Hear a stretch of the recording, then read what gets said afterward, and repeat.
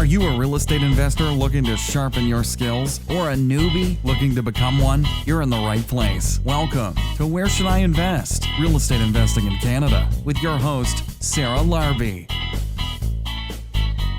Welcome back. It is Sarah Larby, and I'm glad you're back today for a great episode with Kayla Andrade, who is the founder of Ontario Landlords Watch, and she's been a true advocate for landlords across Ontario and being able to help maneuver and help us through the system that is, in my opinion, geared very strongly towards the tenants and not so much to help the landlords, but she's been making sure that we have our voices heard. And this is a great podcast. We talk about different bills, Bill 184 in particular, and its impact. We talk about how things have evolved from a landlord-tenant standpoint, the rules. This is going to be important for you to know as a landlord, especially if you are in Ontario. And I hope you guys enjoy the podcast. If you haven't yet, Kayla has a Facebook group, Ontario Landlords Watch. Let her know that you've listened to the podcast, and she will include you in the group so that you know what is going on and what is happening for landlords or to landlords across the province. And I hope you guys enjoy the podcast. See you next week. Kayla, welcome back to the show. It's a pleasure having you on again. Thank you, Sarah. It's been a pleasure to be on any of your podcasts. I love it. Awesome. So you are the founder, president of Ontario Landlords Watch. You are a landlord advocate fighting, on our behalf, or I should say, trying to make the system a little bit more fair for landlords, but also ensuring that tenants aren't getting screwed over either. And so I think, what you help us strive for and fight for is very fair, in my opinion. And for those of you that may not know Kayla, maybe just give us a quick background. I mean, I know you're already a real estate investor, but a quick background on how you got involved with Ontario Landlords Watch, or how you decided to create it in the first place. Yeah, so like you mentioned, I've been an investor since I was the age of 18. I got approached by one of the city councilors in the city of Cambridge, who had told me that if my tenant didn't pay for their water bill, it was going to be put to my property taxes.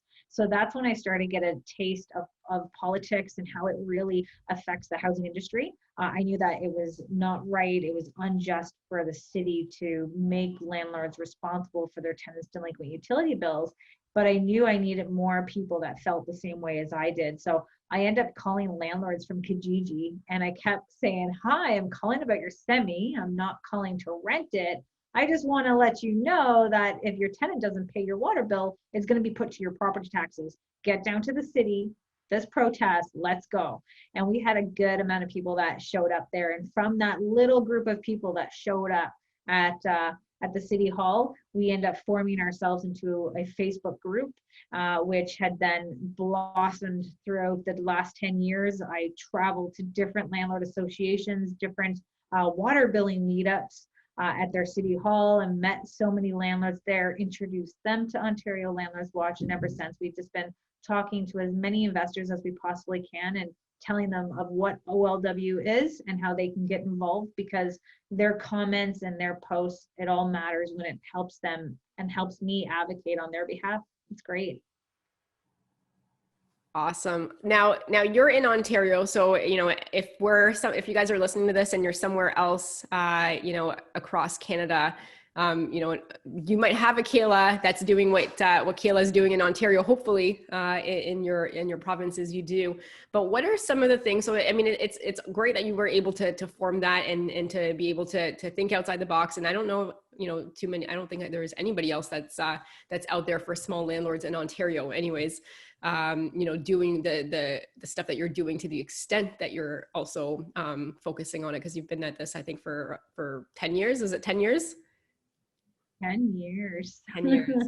So are you able to share, maybe if you had to recap 3 of your biggest wins, in the past 10 years, with the RTA and going and talking to the elected officials and all that good stuff?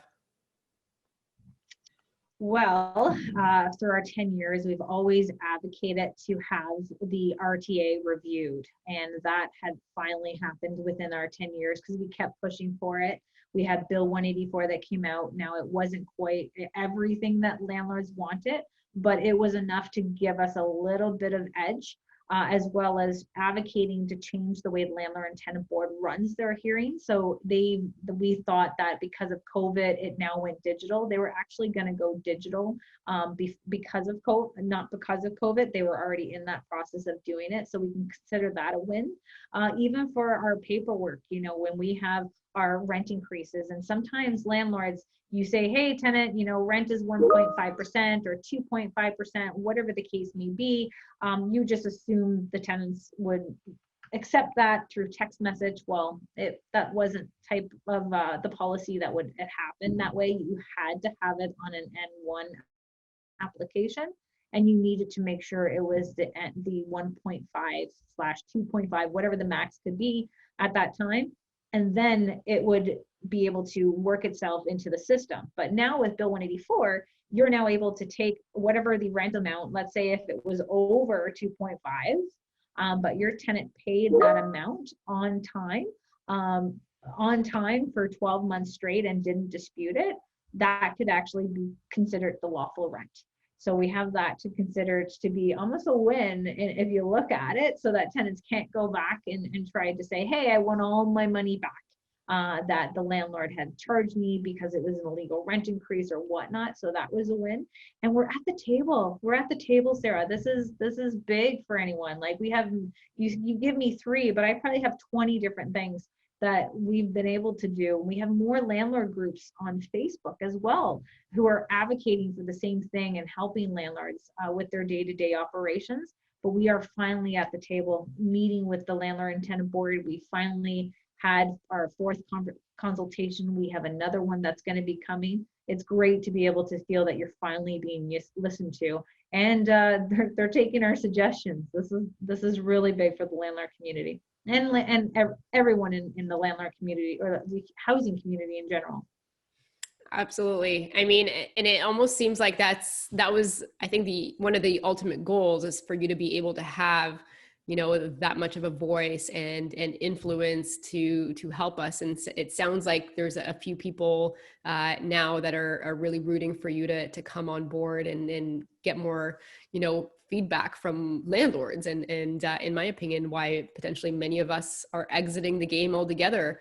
It because of the very skewed Landlord Tenant Board and Residential Tenancies Act. So I think that's a great win, and congratulations on that.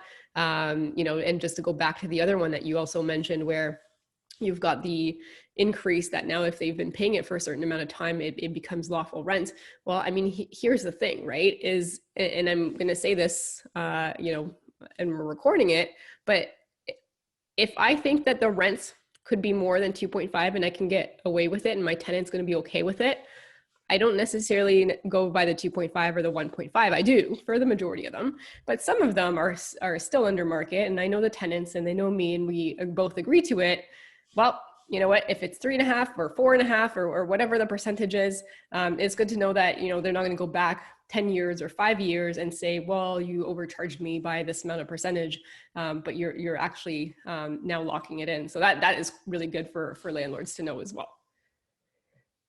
Oh, it's a business. Every number counts. And I think that's the part where, even though if a tenant agrees with it, the chances of them coming back to fight it is going to be very slim. But then again, we do have our counterpart of our tenant activist groups, and you never know what could potentially happen. So it's really nice to see that we have that part kind of going with us. And like you said, like we do have landlords sadly leaving the business, or not really leaving it completely, but just scaling back, getting rid of their single families, getting rid of the condos, or getting rid of their semis, because the market is so hot right now. And it seems to continue to keep going up, right? So we do have to take into consideration of why. But I think we're getting the ears of many different elected officials and staff, the Landlord and Tenant Board, and and we're having great conversation now with city councilors and regional councilors, because they know what's on the horizon. It's almost like a tsunami. It's a tsunami of issues, and they're now looking at okay, let's bring these small landlords to the table. And this is something, again, to another achievement that all of us should be proud of, because it truly is a team effort. Yeah, absolutely. And I don't know if you have, some info on this, but in regards to the rental stock that's out there, how much of it is small landlord versus, big institutional landlord? Do you have any of those stats that you're able to share? And then I guess, what I'm curious at is, are there things that you would suggest that maybe, they do, or that you're talking to them about things that they can do to bring more of that inventory and potentially even more small landlords to want to keep their properties or to want to create some rentals? Can you talk a bit about that? Just had the conversation this afternoon. So we're looking at least over 60% of the housing stock is through small landlords. And a lot of the solutions that our elected officials at a municipal and regional and probably even provincial think that a lot of the stock comes from our developers. So we're saying that it's the smaller landlords. And when you look at small landlords, who are they? Is it the ones that are open their secondary suite? Is the ones who have a duplex, a triplex, maybe a fiveplex? What is that overall definition of small landlords? Everyone's still trying to figure out, because you can own 20 properties. Are you cash flowing that well to be considered a big landlord? Or do you have just 3 units, 4 units, making some serious cash flow, working really well? It's to the concept, it's the mom and pops, it's the ones that have still full-time jobs in the matter, and it's the ones who are homeowners who are just trying to open up their secondary suite. And that's the part where we love, is that secondary suites have been my main, what I advocate to create more of a housing stock. But problem is that we have the Residential and Tenancy Act and the Landlord and Tenant Board that is really scaring current landlords. So you can only imagine what it will do to try to encourage normal homeowners to open up their secondary suite in their basement while they live upstairs. So exactly what we've said today is that we need the municipal, we need the regional, and they need to help us get to the provincial government and tell them this is what we need to do to correct the RTA. And we need the Attorney General involved to help deal with the LTB. And then we talked to the regional counselor today and said, hey, you know what? You need secondary suites. And when you look at what your planning department wants for a landlord or a homeowner to open up their secondary suite, you have it with, the square footage of 60/40. You have a problem with in-suite laundry. You have a problem that there's no parking. I said, you got to stop putting those type of policies in there, because sometimes we're catering to people who have no car and they may not have a car. So it really sucks sometimes when you want to create a secondary suite and there is no parking, then your selection of tenants have to be transit goers or someone who doesn't need a car. I said, you have to take into consideration that you need to provide housing still, and you're preventing it just because of parking. And the counselor's like, yep, I agree. I'm like, so why are you guys restricting us? So that's why I have that city councilor now putting a team of city staff and of course their committees together as well, hopefully some regional counselor or some city councilors, so that we can give them the idea of how they're really truly affecting the housing industry at a municipal level. Then we're going to bring the regional people together, and then we're going to get ourselves, like we always have, getting the provincial government involved and trying to piece all these levels of government together in order to have them speak with the small investors to really come together and work together instead of causing the friction between all parties. Absolutely. Do you have any idea of like how much shortage or how much more inventory we actually need to create more of a balanced market? Because I'm looking at, and everywhere that I look within, I would say a 2 to 3, maybe even more hour radius, the vacancy rates are like 2% and under, unless you're maybe in a Toronto condo, throughout the pandemic, but at some point that's going to resolve itself. How much of a need, I don't know if you have that idea, is it, or if it's a percentage or a number of units that we need to be creating on a yearly basis or whatnot, what does that shortage look like? Now, I'm pretty sure it could be the Ontario stats that I've seen, but they talked about over 200,000 units based on the immigration and based on the concept of need, they had 200,000. And the regional counselor said to me today that the number is doubling for how many people are waiting for government housing. They went from 3,000 to 6,000, and now they're waiting for the 2021 stats that come out. She said that they tend to come every year, but they get a big report every 5 years. So this is where we have a problem that the government can't even keep up with building and managing and maintaining and supplying. So they do need to look at private landlords to be that partner, not just the developers, because they're struggling to even get developers to come to the city to build these units when just the material cost in itself with the development charges that they charge, so they have to start. I always tell them the definition of insanity is doing the exact same thing and expecting different results. And that's what they've been doing for years. And the problem is getting worse. Yeah, absolutely. I mean, especially with the immigration. I mean, I love that we've got such a big immigration number. I think that's great for real estate as an investor. But yeah, I don't know where everyone is going to go unless they make big changes very quickly. And it sounds like you're in discussions and you're trying to get them to see the other side and the other point of view. What are if you had to summarize some of the major concerns that a landlord or a real estate investor might have, like when you're reading, in your Facebook group, some of the current issues, some of the concerns that landlords might have, if you had to summarize those, what would they be? I would say if you had to pick, the top few of them.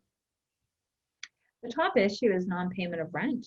We until Landlord Credit Bureau, we never had any type of repercussions for these tenants until now, where you can report to an agency that goes to Equifax. So that's the part that's, feeling like instead of putting all of our hope and all of our eggs in one basket and waiting for the government to make these changes, it's great to know that we have different products and different services out there.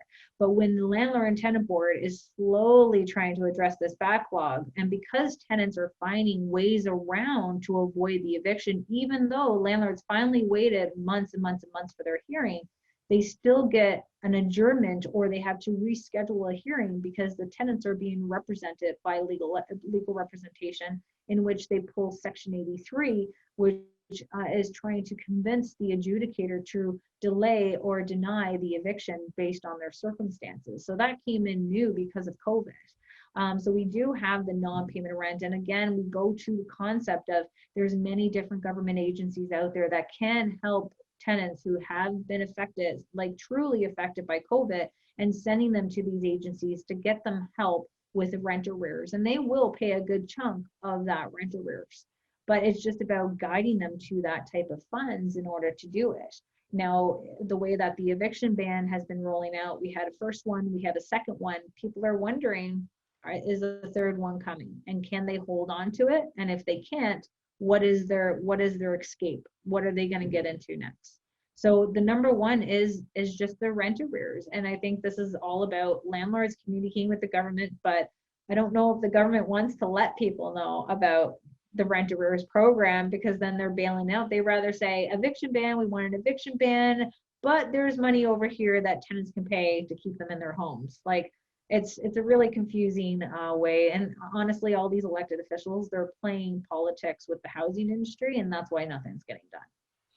Can you give us a little bit more detail about that government money that's available? Like where could somebody go? Give us maybe some sources of what that looks like and where to go and maybe where to potentially guide other fellow landlords if they're in a situation, where there's non-payment of rent. So right off the bat, for every landlord that's listening right now, if you do have a tenant that's not paying and you have your paperwork ready to go for your hearing, you got to show that you've tried to work with your tenant through COVID and to work out any type of payment arrangement. If you have it in writing that your tenant refuses to work with you, that so be it, at least you have it. I like to go a little extra and we like to give them links. So you got one, the portable housing benefit that you can guide them to. So if you just Google in portable housing housing benefit, send that to your tenant to say, hey, just to give you some extra help towards paying rent. And then you have agencies, there'll be very different names throughout the regions, but every region has one. In the Cambridge, Ontario, it's called Lutherwood, and majority of these places are also, the agencies are ran by social services, so Ontario Works. So they don't have to quite be on Ontario Works to have access to it, but they can go there to apply for emergency funding that they can get to bail out. And I've seen a total of like $3,000 that they actually paid towards someone's rent arrears at the time. Now, when this first COVID thing happened and they put the eviction ban in place, my first phone call was to this agency to say, hey, just wanting to know if I have a tenant that can't pay rent because of COVID, you know, are you guys going to help them out with rent arrears? Well, because of the eviction ban that was put in place, they say, we're not doing it right now, but when COVID is, you know, listen, and the restrictions are, we don't have an eviction ban in place, then send your tenants to us and we can see what we can do for them. And there's also different type of agencies out there, so you can Google some relief for the tenant when it comes down to their utilities as well. So what I'll do, Sarah, I'll try to get it out to you so you can get it out to your members if they call upon you, because I have them here. I just, you know, don't really have them at my fingertips, but I'll be able to send the links to you so that they have an idea where they can look for different programs that help tenants. That's amazing. And if anyone's listening to this and wants that list, then just send me an email, sarah@sarahlarby.com. Thank you, Kayla. That's amazing. So, you know, again, you know, you're doing a ton of stuff out there for us on our behalf. You know, what do you think, and I know you don't have a crystal ball, but, you know, what do you think the future might hold, you know, if we had to fast forward 6 months or 12 months for the RTA, the Landlord Tenant Board, you know, what you're working on in terms of, you know, creating a better, more, you know, fair or even system. You know, what's your forecast on that? I see with the Landlord and Tenant Board, the eviction timing is going to speed up, and we're hoping to have that sped up by, you know, within 30 days, you're having the date of your hearing, in which right now landlords are still waiting 8 months, 12 months to even get a date for their hearing. So at least we have a hope that with this online way of doing our hearings, it's going to be great, as well as teaching them how to have certain cases, have certain applications, not having to have a full-on hearing for. So I think they're really listening to that, and that could also speed up the process. But understanding that it's still bringing the levels of government, and I finally have that hope that they are now listening and they are reaching out versus us trying to reach out to them.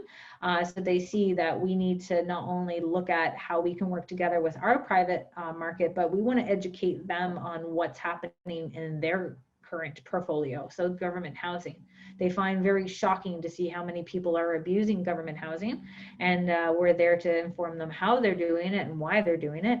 And this is a way for us to work together on, you know, maybe some of these people in government housing are not needing government housing. They just need a little help and a little bit of subsidy to be in the private market. But we do have a population of people who are needing more government housing and more government services and wraparound services in order to make sure that we can keep those people off the streets. You know, we look as landlords and we're happy about our evictions, able to evict it, but we have to see as taxpayers, we're paying for this in the long run, because we have $3,000. Did you know it costs $3,000 to house someone in a motel right now? So this is what's happening, because when the shelters are full, you put people into motels. So you could give someone an entire house to rent for $3,000. You can make them the landlord, and they can sublet the units, the bedrooms, if they really wanted to. So we're trying to show them the inefficiencies within their program, and educating them that their current programs that entice landlords to want to partner with these agencies to house people who are waiting for government housing, or people who are in need or chronic homelessness.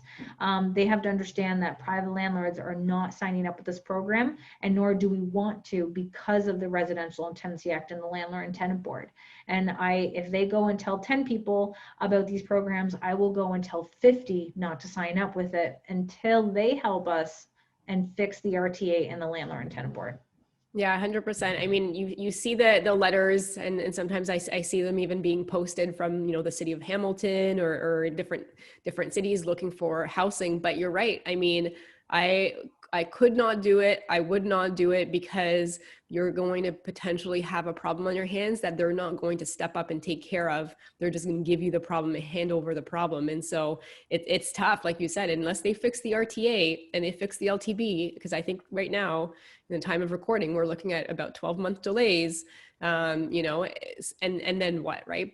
But to go back to your point, $3,000 a month, that is a lot of money for a motel when somebody could, or they could spend probably two and find something amazing, or potentially less and find something amazing, and then just, figure out a way to work with those private landlords. But again, like you said, private landlords are going to want to do it. So it goes back to fixing the RTA and fixing the LTB. And until that's fixed, until we know that if something is not right, we don't have to wait 12 months. Why would we do that? Why would we wait 12 months and accept a potential big problem on our hands that they're not going to help us deal with?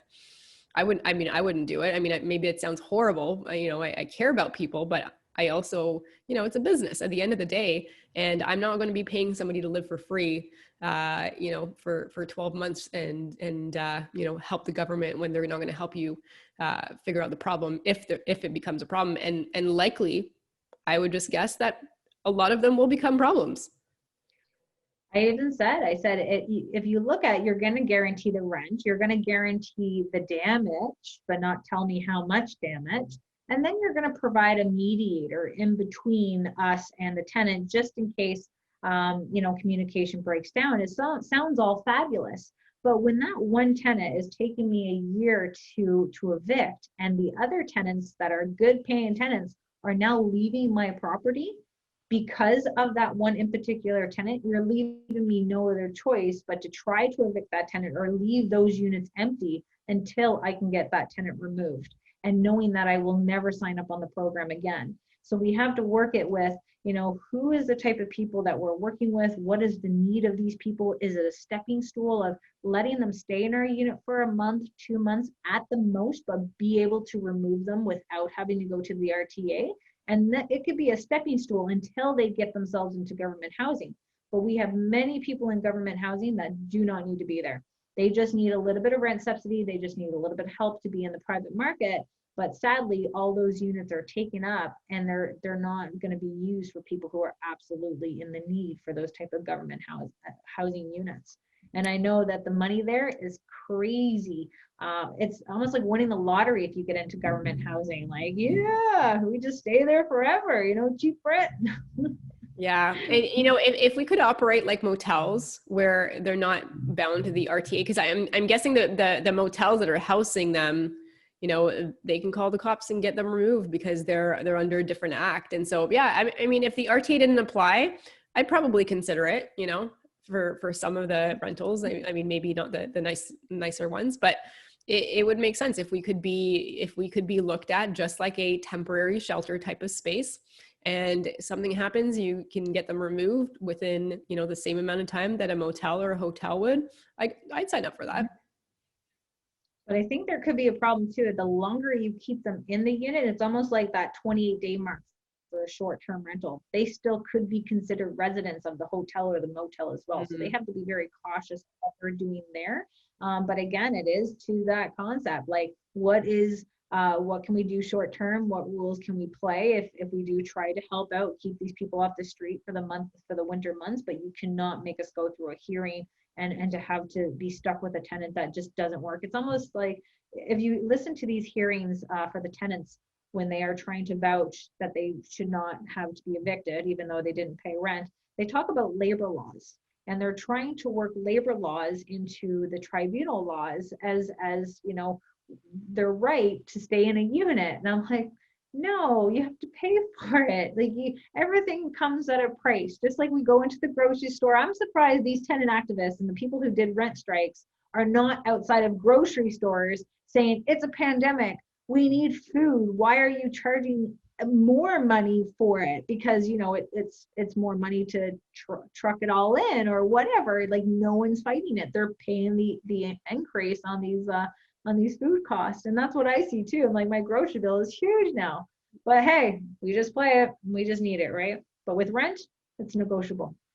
You know, I 100% agree, because every time I go to the grocery store now, because my chef is in Newfoundland for a couple months until she's back, but I can tell you, I spent way less money when she was around because she would price match everything. But the food prices like have just drastically gone up, you know, from the last time that I remember. And you know, I think part of it is going to be inflation, and everything's going to go up. I mean, if they're, I don't know how they're going to recoup all of the money that they gave away, but you know, I can see inflation continuing. I can see food prices continuing to rise.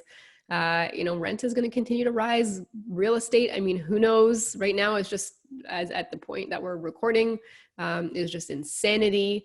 You know, so it's just tough. And I think they're talking about minimum wage, that kind of stuff. But you know, and it's all going to increase. It's all going to be relative at the end of the day. But you know, The program.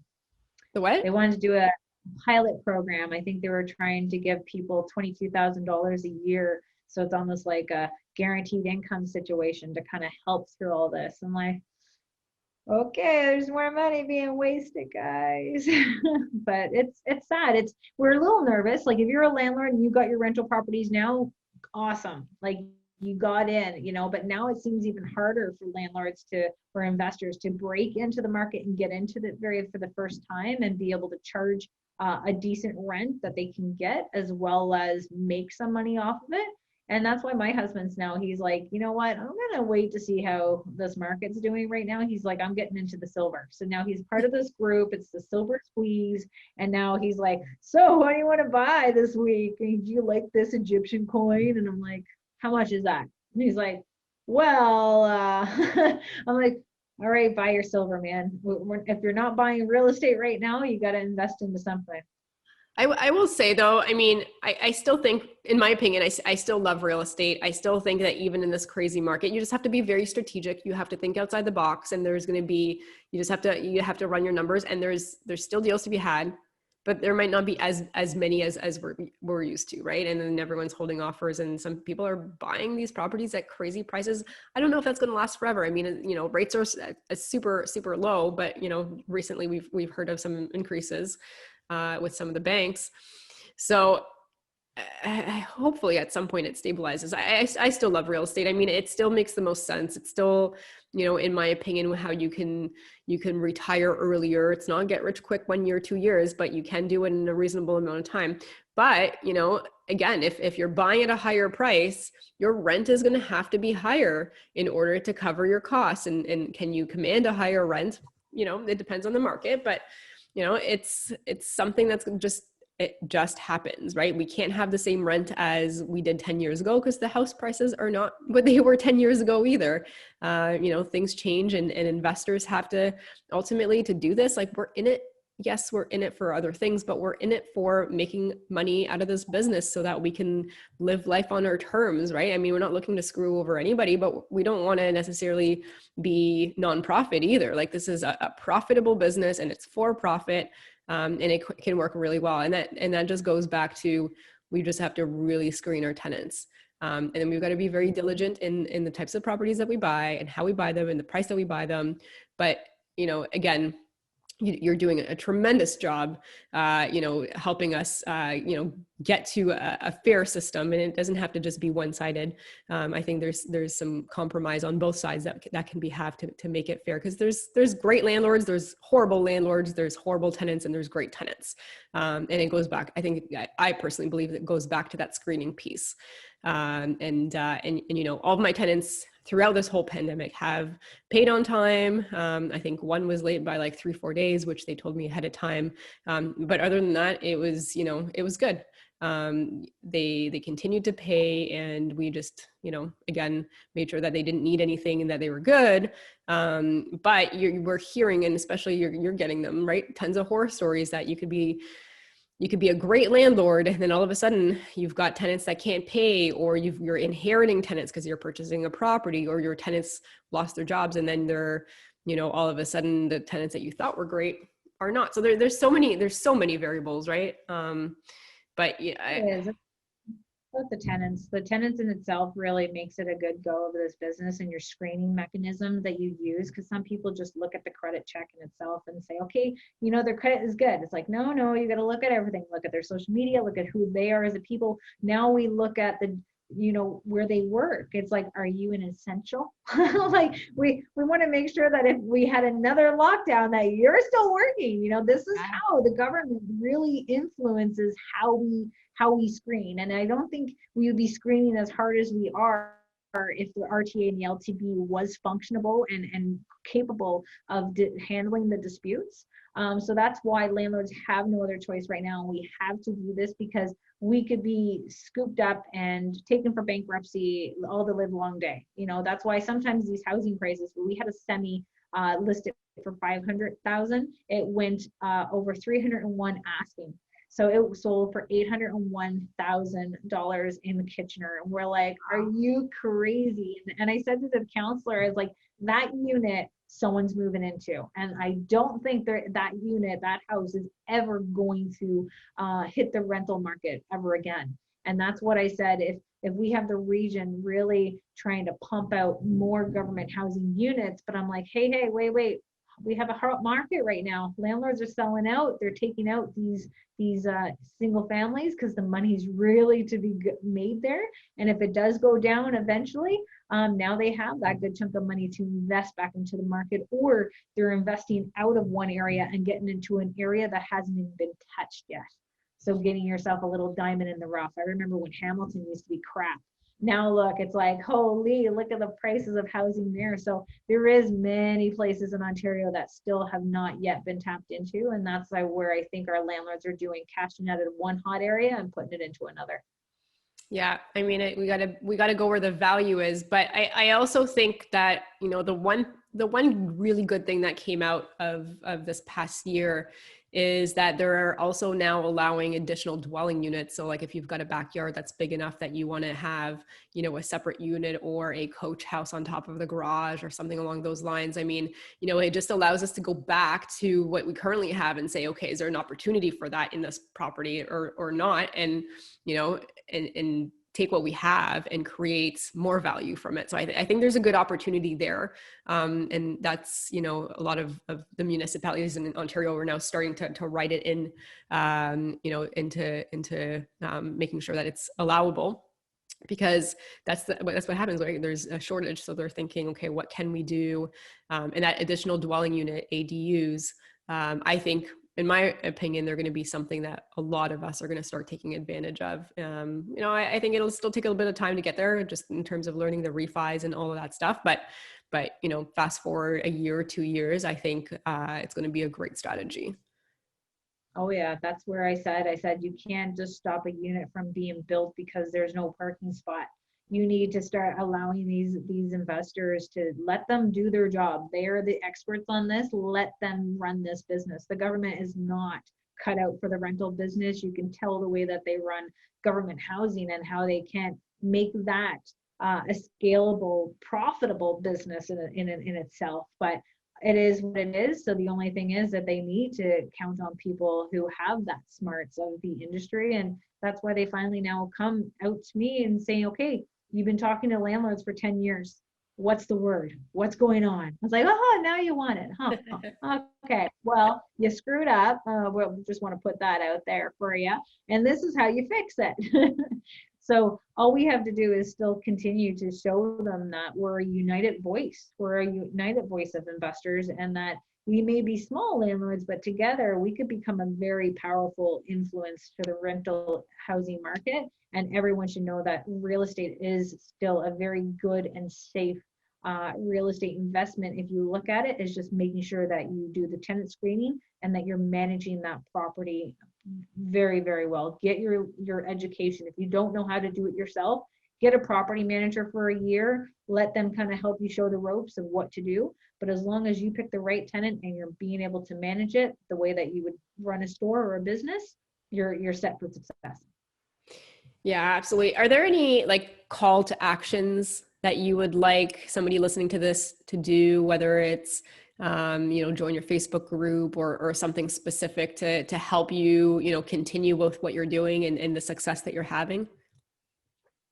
Right now is one is getting into the Ontario Landlords Watch group, so you can see the post of, you know, what advocating is all about and how you can get involved advocating. Right off the bat, it's about getting in social media, communicating with your elected officials through social media, and being able to call them out on their articles or their town halls that we got to take a part in, and making sure that you're asking, you know, our elected officials, as Doug Ford and Steve Clark, the Minister of Housing, his assistant Perm Gill, Doug Downey, he's the Attorney General, and be informing them that we're still wanting that roundtable discussion with all those people, plus the Minister of Social Services, because it needs to be a roundtable discussion with a roundtable of people who handle a roundtable of issues. So we want them to be able to sit with us, and when they hear it coming from members to say, hey, meet with the Ontario Landlords Watch Council, you know, they believe in what I'm trying to address with you, but being able to be in the group and telling me your issues, and especially with the Landlord and Tenant Board, that helps me bring that information and bring their voice to the Landlord and Tenant Board, and make sure that you are contacting the Ontario Ombudsman, who has been actively investigating the Landlord and Tenant Board, and they still are actively investigating the tribunal and telling them about your delays. So our job is from Ontario Landlords Watch is to give them solutions to their issues, and making sure that we're a part of that thinking process as much as we possibly can. But this is really big to know that we finally have Karen, the chair of Landlord and Tenant Board, in power, because she's really listening to the landlords. So once you get into the group, you'll be able to see what our call to actions are, because we have multiple, from a petition that's being drafted, that we drafted, that's almost got about 5,000 signatures now. So that is really good. So we'll send that over to you too, Sarah, if you haven't seen it in the group already, so you can share it with your members. And keep yourself being loud and being proud, and keep yourself communicating in many different landlord groups as much as possible, because these elected officials are seeing what landlords are stating, and this is going to be a wake-up call for them for sure. Yeah, no, it sounds really promising. I mean, it sounds like you're making a lot of headway, just that even in the last, you know, few months, with having the right people now asking you for some advice, and you know, understanding a little bit better what's actually happening, versus just, you know, trying to knock on their door and get in and you know, and have to fight that way. It's really cool that they're actually coming to you and getting some insights and some feedback for you. And it's a positive, I think it's a positive, you know, change, and hopefully brings us closer into the right direction. Awesome. So Kayla, yeah, that's where go ahead. We were doing so good about the delay that we have, and right at the end, it messes us up, Sarah. We'll edit this part out. Go ahead. Okay, yeah, I agree with you. It's a great moving direction that we have, and it's just a matter of time that we're going to see a fair and balanced housing system that is beneficial to both good landlords and good tenants, and of course us as taxpayers. And it's just, they said that, you know, COVID that happened, it is a wake-up call to these elected officials. And just whatever you do, guys, if I can leave you any message here today, is that do not vote NDP. Oh God. Oh my God. Okay, I don't want to like get in trouble, but we would be in so much worse situation. And again, I don't know, this is my opinion, but they were the ones that were proposing that there is no rent increases even between tenants. So in terms of like landlords and looking out for us, they will not look out for us, in my opinion. Again, this is politics. They say don't talk about politics and religion, but you know, my vote does not go to the NDP. Let's just put it that way. That's the problem. You know, people are afraid to talk politics, but when you really see what's happening, what they're actually trying to get, and they think that their solutions are getting people who need housing into home ownership right away. And they do want full-on rent control as soon as the tenant leaves. They also want to look at the impact statements of valuing the properties the way they are to prevent them from being able to make more. We were trying to pay attention to their town hall that they've had, and informing them that if you try to do what you're trying to do to correct the housing crisis, it's just going to make things a lot worse. And there was about 12 landlords that got booted out of the town hall. So they all went over into Facebook, and then Facebook, they started deleting all the comments that were landlord friendly. and left the tenant one that was there. It was only 3 comments. So it's like you get to see how they're playing politics with our housing industry, and you need to have all voices being heard if you really want to truly create this system that is going to be beneficial to all. Yeah, absolutely. I must say I'm a little scared for the next election, just in terms of a landlord, specifically. We'll see what happens, because I think, not everybody is super happy with how it turned out with the current votes. But again, I think it would be way worse if we still having Kathleen win. Don't scare me like that. I still have nightmares about if she was still voted in. I even for Ford, he's done some good stuff, but you can see that he's influenced by the staff a lot. And that's what concerns me when we have relief given to every single sector, including commercial, but no relief into the residential landlords, but instead a bold statement of paying for rent or paying for groceries. That was like the straw that broke the camel's back, you caused this movement of rent strikers through COVID. And this is why they're now trying to avoid eviction now with the hearing. So we have to say, okay, what's going on? Is there a new party? I heard that we have the new blue party, but do they have enough power to stretch out to get the vote and to have a better power, to have a better voice for Ontario? It's going to be crazy. But you got to get involved. You have to get involved. It sucks. You hate to see they're honestly like robots, the way they talk. You can tell it's fully scripted, that someone wrote it for them, and you really don't want to pay attention to them, right? So it's going to be really hard to figure out who to vote for this election, but you got to make it an election issue. It's all about the votes, all these changes, the restriction, it all comes where they think majority is coming.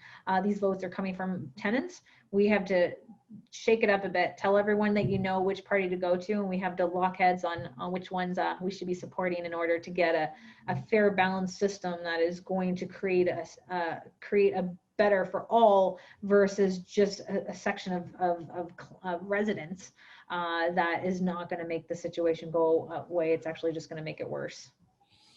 Yeah, absolutely. And I just want to finish by saying these are our opinions. So don't sue us. Don't hit us. At the end of the day, we're all entitled to free speech. And I'm only saying this because a good friend of mine said something political and now is getting sued. So I just again, we're all allowed to have our own opinions. And I hope that, You want people involved. You want people involved in politics. This is how we get involved. We have to talk it out as a group. And, I give my opinion, you give me your opinion, and you create your own opinion by hearing both sides of the opinion. So it's pretty sad to say that people try to get sued just because they're giving their opinion on it. But they have to understand that we're just, what are you going to take? One of my 4 kids? I'm like, go ahead. Awesome. Kayla, the next part of the podcast is the lightning round. So I'm going to ask you 5 questions. You may have answered these questions before, but maybe your answers have changed. Are you ready? I'm ready. All right. Your favorite real estate investing book? That's the first question. What is it? Ooh, good golly. I have a book called Mindset. It doesn't really quite talk about real estate, but it really puts you into the mindset of a fixed mindset versus a growth mindset. All right, awesome. Number 2, I don't know if you are a podcast listener, maybe you listen to audiobooks. Do you have a favorite? It doesn't have to be real estate related. I would say it's yours. Has to be yours. Sounds good. Number 3, what do you do for fun aside from real estate and Ontario Landlords Watch? I will watch my TV series, White Collar. That is a good one. That guy is really cute too on it. Oh my God, he's so easy on the eyes. All right, number 4, if you lost all of your money, all your assets tomorrow, how would you start again? I would pretty much, you gotta keep working. You gotta keep working. You gotta get yourself a job. You gotta get your money, and then you start all over again, doing the same motions that you've done, even from being young, getting into real estate myself, and we start expanding since that. So yeah, it's definitely just get yourself a job, bust your butt, sacrifice. Don't spend it on Krispy Kreme donuts, which I want to go to right now. and we'll be good. Awesome. And last question number 5. If somebody has $50,000 and they want to get started, how would you recommend they spend that money? Secondary suite. Secondary suite. If you're in your own house, you don't need all that space. Let's get a secondary suite on the go and let's get some money in so that you can save some money and start investing it to keep investing elsewhere in the real estate market. All right, awesome. Thanks for playing the lightning round. Kayla, where can my listeners reach out and find out more about you? They can find me on Facebook, Ontario Landlords Watch Members Group, and they can also message me on my email, olwlandlords@gmail.com. If I don't get back to you right away, then send me a Facebook message on Facebook because that's where I'm always at. So Kayla Andrade on Facebook. Awesome. And I always ask this, the last question of the podcast. Any final last words of advice? Advocate, guys. Advocate. You got to get to learn the RTA, the LTB, and address your issues and give your solutions to the elected officials, the staff at the Landlord and Tenant Board, and make sure that you're contacting the Ontario Ombudsman. It's very important that you are letting them know that you're not sitting back and just waiting for more restrictions that stop you from being an amazing housing provider of Ontario. Amazing. Kayla, thank you so much for being on the podcast. And, you're always a welcome guest, and thanks for everything that you are doing and making the system more fair every day. Thank you so much, Sarah, for having me on. I absolutely love it. And I love what I do, and make sure all of you landlords out there are signing up with Landlord Credit Bureau to have yourself protected as I continue to keep fighting for the Residential and Tenancy Act and the Landlord and Tenant Board to be changed to benefit us all. Awesome. Thank you. Thank you. Thanks so much for listening to Where Should I Invest with your host, Sarah Larby. Make sure to listen in next time. We'll catch you on the next episode of Where Should I Invest?